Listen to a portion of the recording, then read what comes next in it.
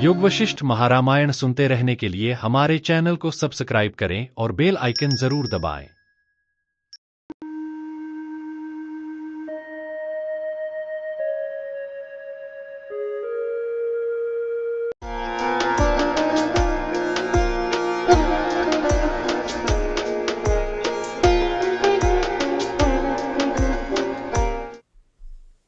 योग वशिष्ठ महारामायण स्थिति प्रकरण सर्ग 37। अविद्या, काम और कर्म से आत्मा के अनात्म भाव की प्राप्ति, तदंतर ज्ञान का, मन का अभाव और निष्कर्मता से स्वरूप अवस्थिति का वर्णन। चिद्रूप स्थिति ही जगत की स्थिति है, क्योंकि चित्त का ही जगत रूप से अवस्थान है। यह कहने के लिए पूर्वोक्त विषय का अनुवाद करते हैं। इस प्रकार चारों ओर स्थित स्थिर आकार वाली ब्रह्म की स्वभावभूत ये सब संसार पंक्तियां फिर आती और जाती हैं। परस्पर एक दूसरे के प्रति कारणता को प्राप्त हुआ यह सारा जगत अधिष्ठान चैतन्य से ही उत्पन्न हुआ है। इसी प्रकार एक दूसरे से परस्पर नष्ट होता हुआ यह अधिष्ठान चैतन्य में ही लीन हो जाता है। जैसे अगाध जल के मध्य में जल से अव्याप्त प्रदेश के न होने के कारण जल का स्पंदन भी स्वतः अस्पंदन ही है, वैसे ही असत और सत यानी जड़ जगत और जीव रूप से यह चिति ही प्रतीत होती है। जैसे निराकार आकाश में धूप से मृग मरीचिका दिखाई देती है, वैसे ही निराकार चित्तत्व में ये सृष्टियां दिखाई देती है। जैसे नशे के कारण चक्कर न खाता हुआ भी अपना आत्मा चक्कर खाता हुआ सा प्रतीत होता है, वैसे ही चित्त होने के कारण चिन्मय वही वस्तु अचित सी स्थित है। पूर्वोक्त अर्थ को हृदयंगम करने के लिए जगत की अनिर्वचनीय स्वभावता दर्शाते हैं। असत से ही जगत अपना आवेश धारण करता है, इसलिए उसकी असत्ता नहीं कही जा सकती। उसका बाद होता है, अतएव सत्ता भी नहीं कही जा सकती। इसलिए यह जगत न तो सत है और न असत है, किंतु अनिर्वचनीय है। जैसे कि कटक आदि में सुवर्णता उनसे अतिरिक्त नहीं है और उनसे अतिरिक्त भी है। यदि कोई शंका करे कि जगत ब्रह्म का विवर्त है, ऐसा सुना जाता है, प्रत्यक्ष चैतन्य का तो वह विवर्त नहीं सुना जाता, तो इस पर प्रत्यक्ष चैतन्य ही ब्रह्म है ऐसा दर्शाते हैं। हे श्री रामचंद्र जी, आपको जिससे शब्द, स्पर्श, रूप, रस और गंध का ज्ञान होता है, वही यह प्रत्यगात्मा पर ब्रह्म सबको व्याप्त करके स्थित है। येन रूपं रसं गंधं शब्दान स्पर्शान च मैथुनान एतैनैव विजानाति किमत्र परिशिष्यते एतद्वैतत्। जिस देहादि व्यतिरिक्त अपरोक्ष साक्षीभूत आत्मा से रूप, रस, गंध, स्पर्श, शब्द और स्त्री संसर्गजन्य सुख विशेष को सब लोग स्पष्ट रूप से जानते हैं, देह आदि से व्यतिरिक्त इसी आत्मा से देहादि लक्षण रूप आदि को भी जानते हैं। इस लोक में उस आत्मा से अतिरिक्त कौन वस्तु अवशिष्ट रहती है, अर्थात सभी वस्तु को आत्म रूप से जानना चाहिए। जिस आत्मा से अतिरिक्त कोई वस्तु परिशिष्ट नहीं रहती, वही परम पद है। इस काठक श्रुति में ब्रह्म ही प्रत्यगात्मा कहा गया है, यह भाव है। यदि कोई शंका करे प्रत्यगात्मा बहुत है, ब्रह्म एक है, इसलिए उन दोनों की एकता कैसे, तो इस पर नानात्व और एकत्व मिथ्या है, इसलिए उक्त शंका उचित नहीं है, ऐसा कहते हैं। बहुत और एकत्व से परे सर्वव्यापक निर्मल आत्मा से अतिरिक्त कहीं कोई दूसरी कल्पना नहीं है। भाव यह है कि नानात्व और एकत्व यदि सत्य होते तो उनकी एकता न हो सकती। ये माइक है, अतएव उक्त दोष नहीं है। हे श्री रामचंद्र जी, अन्य वस्तु का अस्तित्व और अभाव, शुभ और अशुभ सृष्टियां माइक दृष्टि से अनात्मभूत माया से ही वासनावश कल्पित है, अथवा परमार्थ दृष्टि से एकमात्र आत्मा होने के कारण आत्मा में ही वासनावश कल्पित है। पूर्वोक्त पद्य में अथवा आत्मनि से जो दूसरा पक्ष कहा गया है, उसकी युक्ति और प्रयोजन द्वारा गद्यों से उपपत्ति कहते हैं। आत्मा से अतिरिक्त वस्तु के सिद्ध होने पर उसमें इच्छा होती है, यानी जब आत्मा रूप सृष्टि आत्मा में ही है, यह पक्ष है, तब आत्मा से अन्य सृष्टि नहीं है। इच्छा पूर्वक ही सृष्टि होती है, क्योंकि सो अकामयत बहुश्यांग प्रजायेय इत्यादि श्रुति है। आत्मा में आत्मा की इच्छा का होना असिद्ध है। आत्मा से पृथक कोई वस्तु प्रसिद्ध नहीं है। जिसकी इच्छा से आत्मा सृष्टि करके भी किस फल के लिए आत्मा प्रयत्न करे और प्रयत्न करके भी क्या फल पाए, इसलिए यह अभिष्ट है और यह अनिष्ट है। इस प्रकार के विकल्प आत्मा को स्पर्श नहीं करते, इसलिए इच्छा न होने पर आत्मा कुछ भी नहीं करता। करे भी कैसे? कर्ता, करण और कर्म सभी एक ही हैं और न कहीं पर स्थित होता है, क्योंकि आधार और आधेय एक ही है। नैष्कर्म की सिद्धि भी कर्म का फल नहीं हो सकता, क्योंकि कर्म की सिद्धि होने पर नैष्कर्म सिद्धि रूप फल होता है। इच्छा रहित में कर्म की सिद्धि ही नहीं है, इसलिए इच्छा रहित आत्मा का नैष्कर्म भी अभिष्ट नहीं है, क्योंकि कर्म आदि दूसरी कल्पना का अभाव है। हे श्री रामचंद्र जी, पूर्वोक्त प्रकारों से अन्य साफल्य आदि की कल्पना है ही नहीं। यही ब्रह्म संस्थिति है।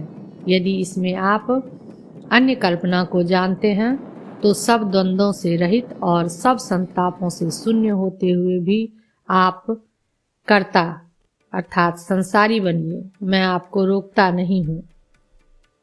अज्ञानिता दशा में भी भौतिक शरीर ग्रहण द्वारा कर्तृत्व होने पर भूतों से भूतों का निर्माण कर भौतिक फल प्राप्त किए जाते हैं, असंग उदासीन आत्मरूप नहीं। ज्ञान दशा में तो कर्म और उसके फल का असंभव है, इसमें तो कहना ही क्या है। इसलिए कर्तृत्व में आपकी आस्था होना उचित नहीं। इस आशय से गद्यों में कहे गए अर्थ के समर्थन के लिए पद्य का अवतरण करते हैं। हे श्री रामचंद्र जी, और भी सुनिए। आपको कर्तृत्व के आग्रह से बार बार कार्य करके विषयों द्वारा देहभूतों के उपाय से अतिरिक्त क्या फल प्राप्तव्य है? जो फल नित्य निरतिशय आनंद रूप आपके लिए उचित हो, उसे आप कहिए। इसलिए सब कर्तृत्वाभिनिवेश का त्याग कर स्वरूपोचित अकर्तृत्व से ही श्रुति और गुरु के वचनों से आत्मज्ञानी हुए तथा अधिकार युक्त आपकी आस्था हो। इससे आप निर्वात सागर की तरह निश्चल और स्वच्छ हो आत्मस्वरूप में स्थित होइए। विस्तार पूर्वक कहे गए अर्थ का ही संक्षेप से उपसंहार करते हैं। जिस साधन से अपरिच्छिन्न सुख लाभ द्वारा पूर्ण कामता प्राप्त होती है, वह साधन बड़े वेग से दिशाओं के अंत तक भी घूमकर प्रचुर यत्न करने वाले पुरुष को भी प्राप्त नहीं होता। ऐसा निश्चय कर आप मन से भी बाह्य पदार्थों की ओर कदम न उठाइए। इस प्रकार सब क्रियाओं का त्याग कर अपने स्थान में ही आपको परम पुरुषार्थ प्राप्त हो जाएगा। आप केवल पराग रूप से पृथक ही नहीं हैं, वरन परमार्थ रूप से दृष्ट पूर्ण आनंद चिदात्मा परम पुरुष भी हैं। 37वां सर्ग समाप्त। स्थिति प्रकरण सर्ग 38। असंग आत्मा को जो नहीं जानता, उसके मन के संग से कर्तृत्व तथा आत्म तत्व ज्ञानी के अकर्ता और अभोक्ता होने से बंध के अभाव का वर्णन। यदि कोई शंका करे कि तत्वज्ञानियों की भी लौकिक और शास्त्रीय कर्मों में कर्तृता देखी जाती है, वह अवश्य ही इष्ट और अनिष्ट के भोग को प्राप्त कराएगी। ऐसी अवस्था में अज्ञानी से तत्ववेत्ताओं में क्या अंतर है? इस पर कहते हैं, श्री वशिष्ठ जी ने कहा, हे श्री रामचंद्र जी, सुख दुख और भोग देने वाले कर्मों में या समाधि की अभ्यास परिपाक रूप भूमिकाओं में तत्वज्ञानियों का यह कर्म दिखाई देता है। वह असत है, मगर मूर्खों का वह असत नहीं है। यही तत्वज्ञानी और मूर्खों में अंतर है। पहले विचार करना चाहिए कि कर्तृत्व किसे कहते हैं। शारीरिक क्रिया तो कर्तृत्व है नहीं, क्योंकि जो चेष्टा अबुद्धिपूर्वक की जाती है उसमें मैं करता हूँ ऐसी प्रतीति नहीं होती, किंतु पूर्व कर्तृत्व की वासना से अनुरक्त मनोवृत्ति से उत्पन्न हुई यह कार्य है। इस प्रकार की चित्तवृत्ति रूप से परिणत मानसिक क्रिया ही कर्तृता है। भोक्तृत्व भी उक्त कर्तृत्व के अधीन चेष्टावश तत् वासना अनुरूप फलास्वाद से उत्पन्न वासना ही है, ऐसा कहते हैं। चेष्टावश वासना अनुरूप फल भोक्तृत्व होता है, क्योंकि वासना के अनुसार ही पुरुष चेष्टा करता है और चेष्टा के अनुसार ही फल भोगता है। कर्तृत्व से फल भोक्तृत्व होता है, ऐसा सिद्धांत है। उक्त अर्थ में श्लोक को उद्धृत करते हैं। कहा भी है, पुरुष चाहे कार्य करे या न करे, फिर भी उसका मन जिस प्रकार की वासना से युक्त होता है, उसका स्वर्ग अथवा नरक में अनुभव होता है। भले ही वासना ही कर्तृता और भोक्तृता हो, फिर भी ज्ञानी और अज्ञानी के अंतर की सिद्धि कैसे हुई, इस पर कहते हैं। इसलिए जिन पुरुषों को तत्वज्ञान नहीं हुआ, वे चाहे कर्म करे या न करे, उनमें कर्तृता होती है। किंतु जिन लोगों को तत्व का परिज्ञान हो चुका, वासना रहित होने के कारण वे चाहे करे या न करे, उनमें कर्तृता नहीं होती। ज्ञानी में जो विशेषता पहले कही गई थी, उसी का उपादन करते हैं। जिस पुरुष को तत्व का परिज्ञान हो चुका, उसकी वासना शिथिल हो जाती है। अतएव वह कर्म करता हुआ भी कर्म के फल की आकांक्षा नहीं करता। आसक्ति रहित वह केवल चेष्टा मात्र ही करता है। प्राप्त हुए कर्म फल को भी यह सब आत्मा ही है यूं अनुभव करता है। किंतु भोग में आसक्त मन वाला अज्ञानी कर्म न करता हुआ भी कर्म करता है, यानी कर्तृत्व से लिप्त होता है।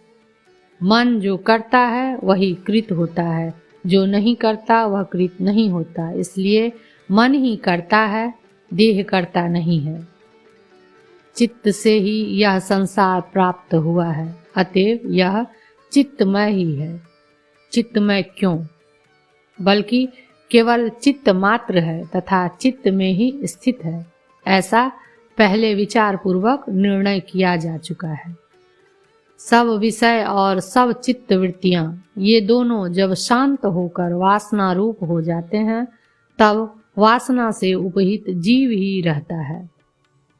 उन जीवों में आत्मज्ञानियों का वह मन वर्षा ऋतु में मृग तृष्णा के जल की तरह विनष्ट होकर एवं तेज धूप में बर्फ के सदृश विलीन होकर तुरीय दशा को प्राप्त हो तुरीय रूप से स्थित रहता है। यह ज्ञानी में अज्ञानी की अपेक्षा विशिष्टता है। पूर्वोक्त मन की दशा का वर्णन करने वाले श्लोक को उद्धृत करते हैं।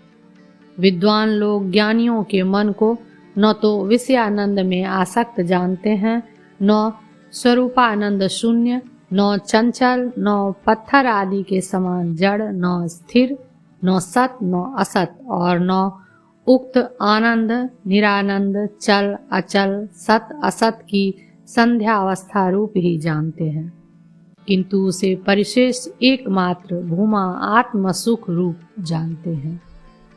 ज्ञानी और अज्ञानियों की दूसरी विशेषता भी कहते हैं। ज्ञानी पुरुष जैसे हाथी छोटी तलैया में नहीं डूबता, वैसे ही वासनामय चेष्टा रस रूप में मग्न नहीं होता। मूर्ख का मन तो विषय भोगों को ही देखता है, परमार्थ तत्व को नहीं देखता। अज्ञानी के मन के दुर्वासना दुख में मग्न होने में स्वप्न दृष्टांत है, ऐसा कहकर उसका उपादन करते हैं। अज्ञानियों के दुर्वासना दुख में निमग्न होने का यह दूसरा दृष्टांत है।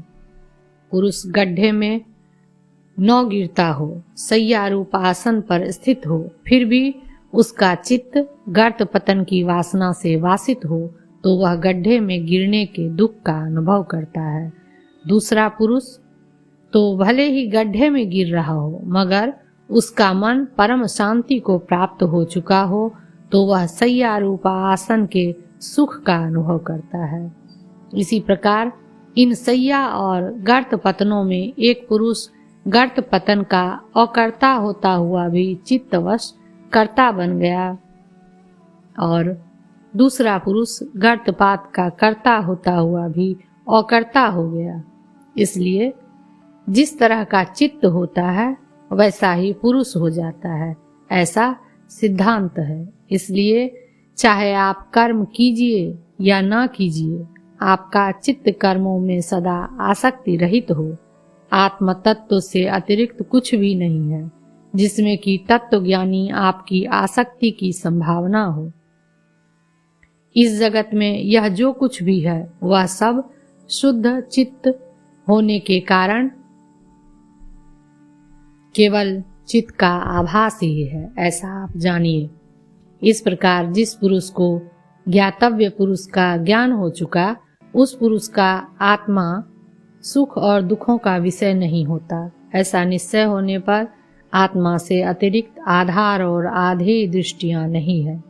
यह निश्चय होने पर अकर्ता अभोक्ता सब पदार्थों से अतिरिक्त बाल के अग्रभाग के 1000वें हिस्से की तरह सूक्ष्म मैं हूँ, ऐसा निश्चय होने पर अथवा जो कुछ यह सब है वह सब मैं ही हूँ, यह निश्चय होने पर मैं सब पदार्थों का प्रकाशक सर्वगामी स्थित ही रहता हूँ। ऐसा निश्चय होने पर मैं सुख दुखों का विषय नहीं हूँ। यह निश्चय होने पर इष्ट प्राप्ति और अनिष्ट परिहार के चिंता रूपी ज्वर से रहित होने के कारण चित्तवृत्ति आत्मा में ही प्रारब्ध भोग के लिए लीला प्रकट करती हुई व्यवहारों में स्थित रहती है। इसलिए तत्वज्ञानी को संकटों में भी दुख नहीं प्राप्त होता, प्रत्युत आनंद ही रहता है। इसलिए तत्वज्ञानी की चित्तवृत्ति संकटों में भी आनंदित ही रहती है। केवल चांदनी की तरह भुवंता को अलंकृत करती है, यानी जैसे चांदनी भुवंता को अलंकृत करती है, वैसे ही वह भी जीव भाव को अलंकृत करती है। क्योंकि चित्त के बिना ज्ञानी कर्म करता हुआ भी अकर्ता है। वह मन के लेपक न होने के कारण हस्त पाद आदि के विक्षेप रूप प्रयत्न से किए गए कर्म के फल का भी अनुभव नहीं करता। सब कार्य मन बुद्धि उनके विषय और उनकी गतियों का मन ही बीज है। इसलिए मन का त्याग होने पर सब संसार का त्याग सिद्ध हो जाता है। इस प्रकार मन सब कर्मों का, सब चेष्टाओं का, सब पदार्थों का, सब लोकों का और सब अवस्थाओं का बीज है। उसके चले जाने पर सब चेष्टाएं चली जाती हैं, सब दुख नष्ट हो जाते हैं, सब पाप पुण्य कर्म लीन हो जाते हैं। मानसिक कर्म से और शारीरिक कर्म से भी ज्ञानी आक्रांत नहीं होता, न विवश होता है।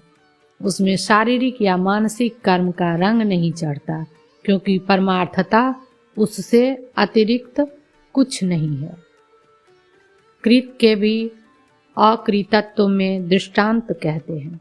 जैसे बालक मन से नगर का निर्माण और निर्मित नगर का परिष्कार करता हुआ मन से किए गए नगर निर्माण का लीला से अकृत्य की तरह अनुभव करता है, उपादेय रूप से अनुभव नहीं करता। उनके सुख दुख का अनुभव करता हुआ भी यह दुख नहीं है यूँ जानता है। इसी प्रकार ज्ञानी करता हुआ भी परमार्थतः लिप्त होता ही नहीं है। इस प्रकार कर्तृत्व का विचार करके दुख के कारण का विचार करते हैं। जगत में हेयता और उपादेयता द्वारा व्यवहार के विषय सब पदार्थों में दुख का कारण क्या है? हेय तो दुख का कारण नहीं हो सकता, क्योंकि त्याग उपादान पूर्वक होता है। हेय के उपादेय न होने से ही उससे दुख की प्राप्ति नहीं हो सकती। इसलिए परिशेष से उपादेय ही दुख का हेतु है, ऐसा मानना पड़ेगा। किंतु उपादेय भी दुख का कारण नहीं हो सकता। पहले यह बतलाइए, विनाशी उपादेय से दुख होता है या अविनाशी से? पहला पक्ष तो ठीक नहीं है, क्योंकि विनाशी अपनी रक्षा करने में समर्थ नहीं है। ऐसी अवस्था में वह किसी का कारण हो यह संभव नहीं है। दूसरा पक्ष भी ठीक नहीं है, क्योंकि उपादेय जगत में ऐसी कोई भी वस्तु नहीं है जो आत्मा से अतिरिक्त और अविनाशी हो। अतो अन्य दार्तम इत्यादि श्रुति से आत्मा से अतिरिक्त सब विनाशी कहा गया है। भाव यह है कि आत्मा हानि और उपादान के अयोग्य है और आत्मा से अतिरिक्त उपादेय नश्वर है। इस तरह भोग्य दुख के कारण निरूपण न होने से आत्मा अकर्ता और अभोक्ता है। कर्तृत्व का अनुभव होता है, वह अवास्तविक रूप से अध्यारोपित है। उस कर्तृत्व का जीवित पुरुष के निवारण नहीं हो सकता, यानी जीवित पुरुष में कर्तृत्व अवश्य रहेगा ही, क्योंकि न ही देह भृता शक्यं त्यक्तुं कर्मान्य शेषतः, ऐसा भगवद वाक्य है। उक्त कर्तृत्व सम्यक ज्ञान के अभाव से है, वस्तुतः नहीं है। तत्व वस्तु के विचार से तो कर्तृत्व और भोक्तृत्व नहीं है।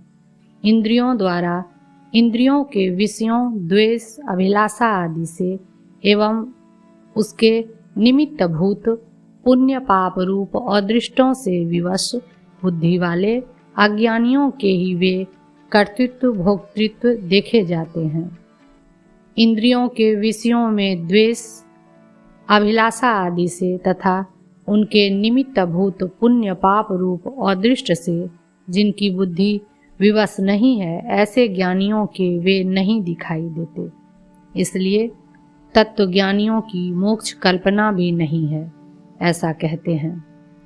जिसका मन पूर्ण आत्मा में ही संलग्न है, उस ज्ञानियों की दृष्टि से संसार में मोक्ष नहीं है। आत्मा में जिनका मन संलग्न नहीं है, ऐसे देहाध्यास दृष्टि को प्राप्त लोगों की दृष्टि से तो यह बंध मोक्ष आदि सब है ही। ज्ञानी की दृष्टि तब क्या है? इस पर कहते हैं, ज्ञानी की दृष्टि में केवल यथास्थित आत्म तत्व ही उल्लसित होता है। शंका, यदि ज्ञानी की दृष्टि में आत्म तत्व ही उल्लसित होता है तो उसकी व्यवहार सिद्धि कैसे होती है? समाधान, आत्म तत्व ही तत्वज्ञानी के जीवन आदि व्यवहार की सिद्धि के लिए द्वित्व एकत्ववादियों की दृष्टि से सिद्ध द्वित्व और एकत्व को जीवन आदि के व्यवहार के समय करता है।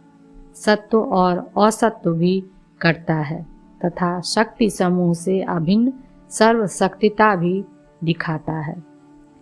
अब पद्य द्वारा फलितार्थ कहते हैं, न बंधन है, न मोक्ष है, न बंधन का अभाव है और न बंधन के कारण काम कर्म आदि हैं। तत्व के अज्ञान से ही यह दुख है, ज्ञान से लीन हो जाता है। उक्त पूर्णात्म निष्ठा का उपसंहार कर रहे श्री वशिष्ठ जी श्री रामचंद्र जी के लिए उपदेश देते हैं। जगत में संकल्पित मोक्ष बुद्धि असत्य ही है, जगत में संकल्पित बंध बुद्धि भी असत्य ही है। इसलिए हे श्री रामचंद्र जी, आप बंध मोक्ष आदि सब का त्याग कर अहंकार शून्य आत्मनिष्ठ अतएव धीर बुद्धि से व्यवहार करते हुए भूलोक में स्थित होइए। 48वां सर्ग समाप्त।